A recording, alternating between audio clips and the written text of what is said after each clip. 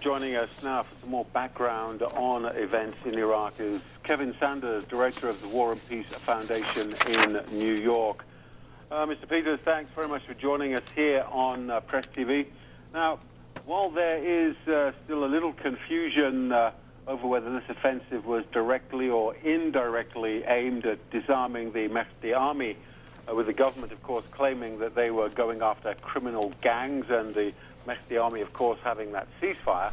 What isn't clear is why now? Well, I can't answer that. Certainly on the other side of the world, it's very difficult to know what's going on. But then, given the chaos that seems to prevail there, it's quite possible that nobody can answer that question, because in chaos, the great problem is that not only that nobody knows what's going on, but nobody is in charge. And at times, the situation has looked perilously close to that. What does seem to have happened now is that, although it could hardly be called a victory, al-Sadr is in a position to claim that he is much stronger than anyone expected him to be, certainly much stronger than Maliki thought he was, and much stronger than the so-called Iraqi government thought that he would be. He is pretty much determining what happens and when, to the extent that anybody is making these decisions. All right. We've seen American air and limited ground support for the Basra offensive and also in Sadr city in Baghdad.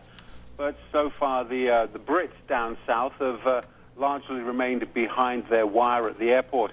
Now, is it possible that this offensive was meant to draw them out and encourage them to conduct the surge that they were being asked to conduct? Brits have been trying to find ways to get out completely. The last thing they want to do is to become further engaged. So any hope that the United States may have had persuading the British to get more involved has failed and will continue to fail. And but I think your point is right. I think that probably while Vice President Cheney was there, he did his very best to persuade them to get involved. And one suspects, although the American government, we just heard George Bush saying that this decision was made by Maliki himself, but one suspects that while he was there, undoubtedly Vice President Cheney brought a lot of pressure on them to try to take action, to take over, to regain control in Basra. If for no other reason, and indeed probably primarily because of the oil. Oil has always been Vice President Cheney's keenest interest in any of this. And if so, he has failed. In fact, the result is the reverse of what he may have intended, because it seems quite clear that the Iraqi government has much less power certainly than Vice President Cheney would like them to have. And obviously, al-Sadr has much greater strength than anyone thought he had, and he does seem to be very much more in control than anybody thought. Well, we have to wait and see what happens with the Brits, because with a raging battle right on their doorstep, whether they will actually be able to stay behind the wire. Now, if Maliki was indeed hoping for a short, sharp offensive, then he's been disappointed. The deadline now extended to 10 days as opposed to the previous 2 or 3. Now, has he bitten off a bit more than he can chew? Oh, undoubtedly. He has lost a lot of face. He's lost a lot of power, I think. And most importantly, he's lost what he most wanted, which was an assurance that they would yield their arms. He wanted to disarm al-Sadr, and al-Sadr has said, no, I'm not giving up my arms. And that is a very serious loss for the Iraqi government. They're obviously losing control. Well, interestingly, shortly after that offer was made to the Mahdi army fighters to hand in their weapons in exchange for cash, in Baghdad we saw the opposite, government troops and police handing over their weapons to officials in Sadr city. What do you make of that? Well, I don't know, but it's further evidence that the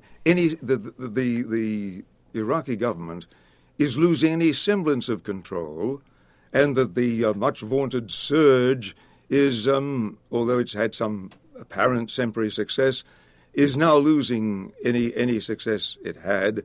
and in the long view is doomed to defeat, as everyone, or not everyone, but as so many people were predicting, that the surge is waning, that what effect it has had is being lost, and that it's on the way down, and that the forces against them, that are arrayed against them, are gaining strength and are going to continue gaining strength.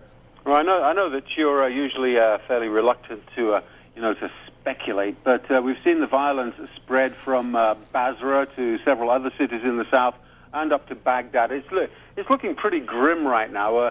How bad do you think it could possibly get? Well, not just I, but others are using a phrase I've heard in the last 24 hours, that this may be a defining moment in this battle, that the chaos is not a surprise. The chaos has existed ever since the invasion 5 years ago, but it does seem to be getting worse. The threat now is that if there is a resurgence of the violence, it could become, if worse than chaotic, it could become apocalyptic.